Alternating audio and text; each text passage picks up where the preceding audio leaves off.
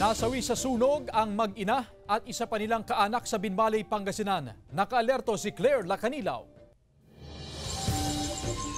Tatlong magkakamag-anak ang nasawi matapos matrap sa kanilang nasusunog na bahay sa Barangay Baybay Lopez, Binmalay, Pangasinan, pasado alas 11 kagabi. Ayon sa Binmalay BFP, natagpuan sa isang kwarto ang kanilang mga sunog na katawan. Hindi pa malinaw ang pinagmula ng apoy, pero posibleng dahil daw ito sa sinunog na basura. Inabot ng 1 oras bago naapula ang sunog na tumupok sa tatlong magkakatabing struktura. Tumanggi munang magbigay ng iba pang detalye ang BFP habang iniimbestigahan pa ang insidente. Yung investigahan pa po natin, ma'am, kung saan po nagsimula yung sunog at yung cause of damage po.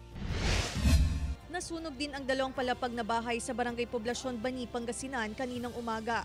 Umabot ng unang alarma ang sunog na tumagal ng mahigit 30 minuto bago idineklarang fire out. Isa sa tinitingnang sanhi ng sunog ang palyadong linya ng kuryente. Wala namang nasaktan sa insidente.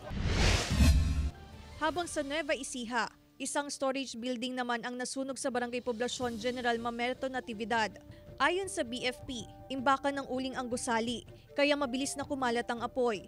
Isa naman sa tinitingnang sanhi ng sunog, ang mga natagpo ang upos ng sigarilyo malapit sa lugar. Aabot sa 25,000 pesos ang tinatayang danyos ng sunog, kasamang isang motorsiklo. Wala namang nasaktan sa insidente.